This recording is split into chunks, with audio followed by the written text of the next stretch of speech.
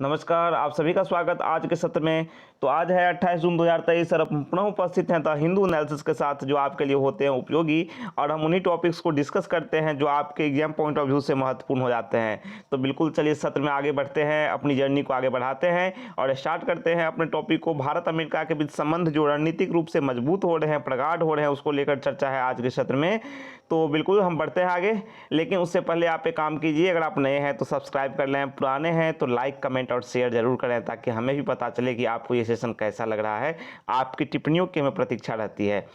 Strategic high, strategic high का मतलब यहाँ पर होता है रणनीतिक रूप से उच्च, है ना। रणनीतिक क्या होता है? रणनीतिक मतलब जो एक तरह से युद्ध संबंधित या तैयारी संबंधित रणनीतिक बोलते हैं उसको, ठीक है। तो स्ट्रेटेजिक मीन्स रणनीति, हाई मतलब उच्च, रणनीतिक रूप से उच्च स्थिति भारत और अमेरिका के बीच देखती बन रही है।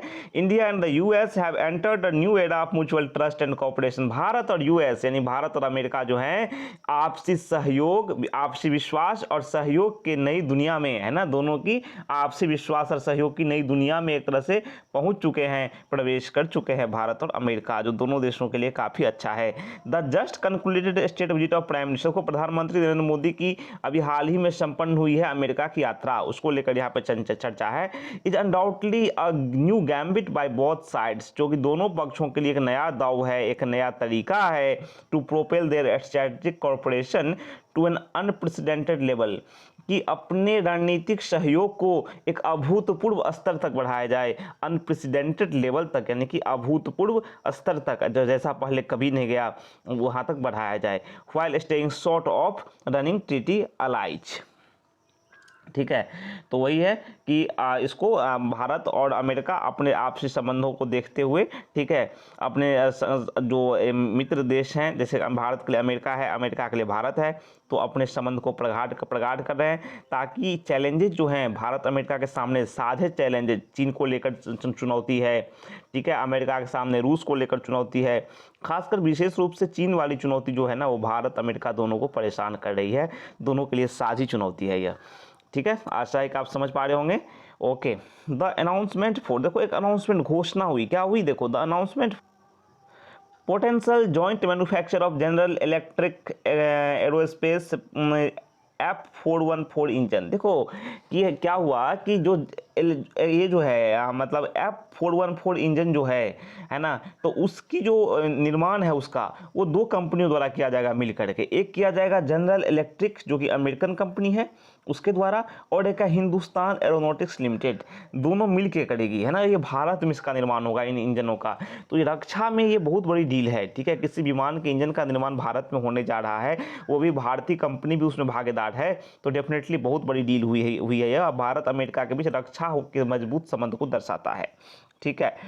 To power India's indigenous light combat aircraft MK2 and the twin engine advance medium combat aircraft MK1 as well as the purchase of 31 high altitude long endurance Predator MQ-9B armed unmanned aerial vehicle take the defence ties between the country to a new high. देखो defence ties की यहाँ पे बात की गई है कि दोनों देशों के बीच जो डिफेंस टाइज जिस तरह से बढ़ रहे हैं ना, डिफेंस टाइज मतलब रक्षा संबंध जो बढ़ रहे हैं, जैसे कि पहली बात मैंने बताया, इंजन का निर्माण होगा जो जिसे कि लाइट कॉम्बैक्ट एयरक्राफ्ट MK2 में लगाया जा सकता है, और जो twin engine advance medium combat aircraft है MK1 इसमें लगाया जा सकता है, ठीक है। साथ ही जो 31 हाई एल्टीट्यूड मतलब अधिक ऊंचाई वाले जो लॉन्ग एंड्योरेंस प्रीडेटर MQ-9B है, ठीक है, जो कि अनमैन्ड एरियल व्हीकल है ना, उसमें आर्म्ड ये है, ठीक है। ये अनमैन्ड एरियल व्हीकल है, मतलब इस पे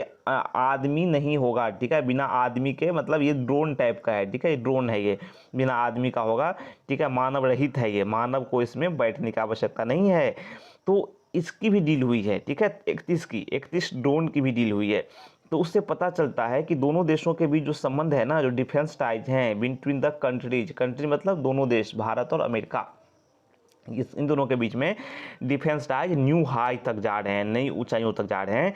मिलिट्री कॉपरेशन जो है बिटवीन द टू नेशंस, दोनों देशों के बीच जो एक तरह से सैन्य सहयोग है, has been depending in the recent past, वो पिछले मतलब दशक में कहें या फिर अतीत में कहें, अतीत मीन्स हाल के वर्षों में, डीपनिंग मतलब गहरे हुए हैं, ठीक है, एक नई ऊंचाइयों तक गए हैं, गहरे हुए हैं, मजबूत हुए हैं। डीपन का मतलब होता है गहरा होना। India has bought from the US the C-130 and C-17 globe master transport aircraft. देखो भारत ने जो ना अमेरिका से एक C-130 और एक C-17 ग्लोब मास्टर ट्रांसपोर्ट हवाई जहाज खरीदा है। इस मतलब इन हवाई जहाज़ों का प्रयोग जो है ना उस सामानों को ले जाने में ले आने में किया जाता है। ये बड़े हवाई जहाज होते हैं, ठीक है, जो ग्लोब मास्टर हवाई जहाज है ना, ये बड़े हवाई जहाज होते हैं, ठीक है। चलो, AH-64E Apache attack helicopters as well as CH-17 Chinook and MH-60R multi-role helicopters, P-81 marine patrol aircraft and M777 ultralight howitzer among others. देखो इन डीलों में ना भारत ने अमेरिका से जो खरीदे हैं ना उसमें अपाचे अटैक हेलीकॉप्टर्स भी है, CH-47 चिनूक भी है, MH-6 है ना OR भी है। तो कई सारे जो हैं मतलब हेलीकॉप्टर्स हैं, हवाई जहाज़ हैं जो कि भारत ने एयरक्राफ्ट हैं वहाँ अमेरिका से खरीदे हैं। तो दोनों देशों के बीच जो रक्षा संबंध है उसको मजबूती को दर्शाता है यह। The US has been aggressively pitching its fighter jets the F-16 and EA-18 for the Indian air force and Indian navy. देखो जो US है ना वो काफ़ी तेज़ी से भारतीय नेवी के लिए फाइटर जेट्स दे रहा है, F-16 दे रहा है या F-18 जो है, ठीक है, वो समझ रहा है कि इन्हें आवश्यकता है तो वो पेश कर रहा है कि भारत के लिए कि काफ़ी तेज़ी से कि आप इसे लो, ठीक है ना, क्योंकि भारत और जो अमेरिका के हित हैं आपस में जुड़े हुए हैं। अब भारत भी अमेरिका को एक अच्छे साथी के रूप में देखता है, अमेरिका भी भारत को एक अच्छे सहयोगी के रूप में देखता है, ठीक है। चलो अगर बात करूं, India and the US had tried and initiated an earlier engine development effort under the defence technology and trade initiative some years ago, ठीक है। अगर बात करूं है ना, अगर बात किया जाए तो कुछ भारत अमेरिका ने कुछ साल पहले रक्षा प्रौद्योगिकी और व्यापार पहल के तहत पहले के इंजन विकास प्रयास को टालने की कोशिश की थी। लेकिन जो नया जेट इंजन सौदा है ना, जो नया जेट इंजन सौदा हुआ है दोनों देशों के बीच, इसमें कि दोनों देशों की कंपनियां मिलकर काम करेंगी। और सबसे बड़ी बात है कि अमेरिकी कंपनी जो है ना वो भारतीय कंपनी को टेक्नोलॉजी देगी नए जेट इंजन के विकास में जो बनेगा। टेक्नोलॉजी का भी हस्तांतरण होगा, 80 to 85% समथिंग की बात है, ठीक है ना। तो बड़े स्तर पर टेक्नोलॉजी का तकनीकी का हस्तांतरण भी शामिल है, जिससे कि कंपनियां पहले बचती रही थी लेकिन इस बार टेक्नोलॉजी का हस्तांतरण कर रही हैं। बट नो, लेकिन अब जो है the new jet engine deal is an investment in each other to address the shared security concerns while continue to navigate the disagreements. देखो यहाँ पे क्या है, वर्तमान जो डील हुआ है ना ये इन्वेस्टमेंट है एक दूसरे का, है ना, एक दूसरे के प्रति, ताकि जो शेयर्ड जो सिक्योरिटी कंसर्न्स है, जो साझे सुरक्षा हित हैं, अभी मैंने कहा साझे सुरक्षा हित क्या है, चुनौती चीन के रूप में और भी कई सारी चुनौतियां हैं, आतंकवाद के रूप में, ठीक है। अमेरिका भी आतंकवाद का त्रस्त उसका झेल चुका है उसका, है ना, तो भारत भी झेल ही रहा है। अभी भी पाकिस्तान प्रायोजित आतंकवाद हो या कहीं से आतंकवाद हो, भारत भी तो झेल ही रहा है। तो चाहे आतंकवाद हो या चीन का खतरा हो, तो भारत अमेरिका के बीच जो हित है ना वो साझे हैं, मिले हुए हित हैं। तो उसी को ये मतलब उसी का समाधान करने की तलाश में दोनों देश ने निवेश किया है, एक दूसरे के साथ भरोसा बनाया है। Well continue to navigate the disagreements, ठीक है। चलो, top among their share concerns is China and its expansion in the Indo Pacific. अभी मैंने बताया आपको, देखो आर्टिकल में आगे दिया हुआ है लेकिन मैंने आपको ब्रीफ कर दिया था कि देखो सिंपल सी बात है, अगर आप पढ़ते रहते हो ना आपको आइडिया होता है। वैसे आप सभी को पता होगा ही कि भारत और अमेरिका के सामने जो मेन चुनौती क्या है, चीन है। तो जो टॉप जो शेयर्ड कंसर्न है, जो साझे चिंताएं हैं, दोनों देशों की चिंताएं हैं, उसमें चीन का नाम है। और इंडो पैसिफिक में जो भारत प्रशांत में, हिंद प्रशांत में जो ये विस्तार कर रहा है चीन अपना, उसको लेकर अमेरिका चिंतित है, भारत भी चिंतित है। The US also wants to win India away from its defence partnership with Russia in the long term. और अमेरिका ये भी चाहता है ना कि भारत को ना वो रूस के साथ जो एक तरह से भारत की जो डिफेंस भागीदारी है, साझेदारी है, रक्षा साझेदारी, उससे लंबे समय के लिए भारत को अमेरिका क्या है दूर करना चाहता है कि भारत की जो भारत है वो रूस से दूर चला जाए। अमेरिका चाहता है कि रक्षा मामलों में जो भारत रूस के साथ काफ़ी मजबूती से जुड़ा हुआ है उसको हम दूर करें। कैसे दूर होगा, तो अमेरिका भारत को सपोर्ट करेगा तो डेफिनेटली भारत की निर्भरता जो है वो रूस पर कम होगी। From a technological perspective, the newly announced joint initiative in jet engine production, semiconductors, and space technology present an opportunity for India to develop a defense industry of its own and improve its technological competence across the board. सबसे बड़ी बात यहाँ पर ये हो जाती है जो आपको जाननी चाहिए।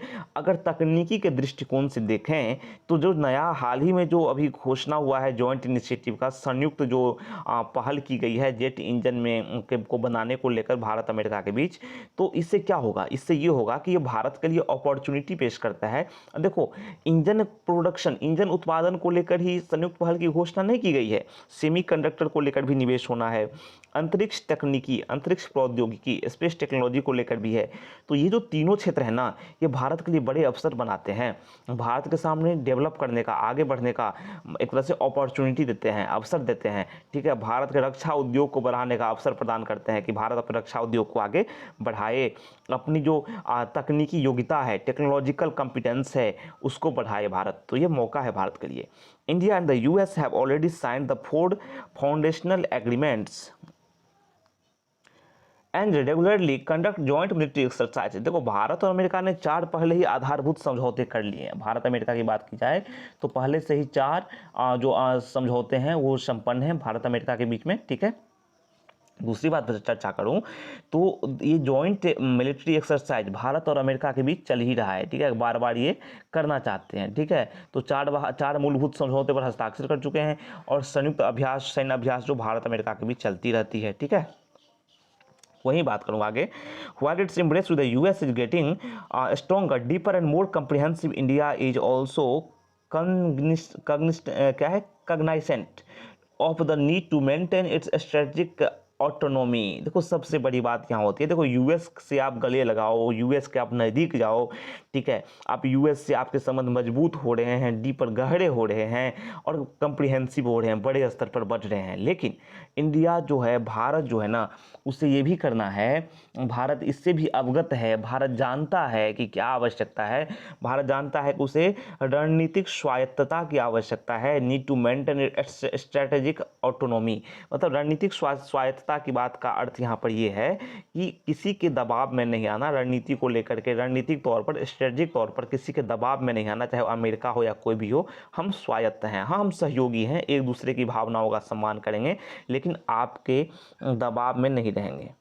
ठीक है, तो उसको लेकर भारत जानता है, इस बात को अवगत है। US strategy at the moment is focused on creating a new bipolarity in the world which India is not comfortable with.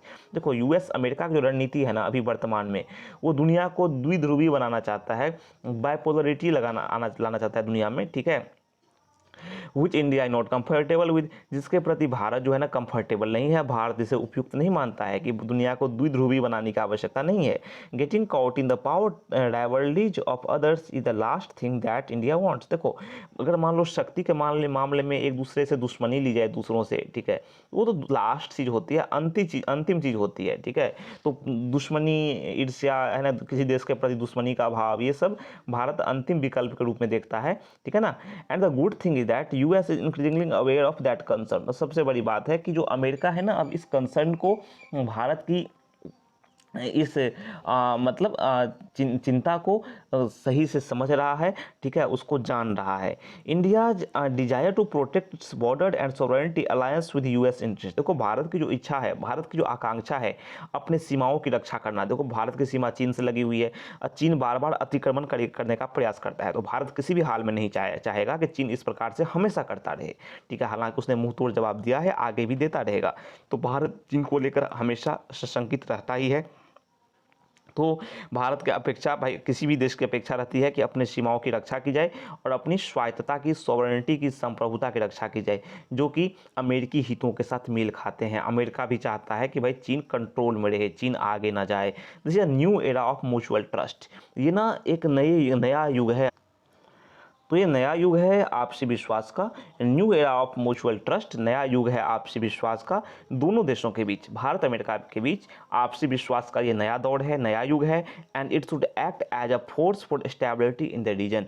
और यह क्षेत्र में, यानी इस क्षेत्र में या किसी भी क्षेत्र में स्थिरता के एक बल के रूप में इसे कार्य करना चाहिए। ठीक है, भारत अमेरिका के बीच जो संबंध प्रगाढ़ हो रहे हैं, यह किसी भी क्षेत्र में, चाहे इंडो पैसिफिक की बात करूँ या किसी भी क्षेत्र की बात करूँ, तो एक स्टेबिलिटी के रूप में काम करे, स्टेबिलिटी फैक्टर के रूप में काम करे, स्थिरता के कारक के रूप में काम करे, ना कि समस्या क्रिएट करने वाला, समस्या उत्पन्न करने वाला बने। तो भारत अमेरिका के बीच संबंध काफ़ी अच्छे हो रहे हैं, तो डेफिनेटली बहुत ही अच्छा है। चीन को भारत को ना चीन को भी काउंटर करना है, चीन पर भी नियंत्रण कसना है। उसके लिए भारत को अच्छे भागीदार चाहिए, अच्छे रणनीतिक भागीदार, डिफेंस भागीदार चाहिए।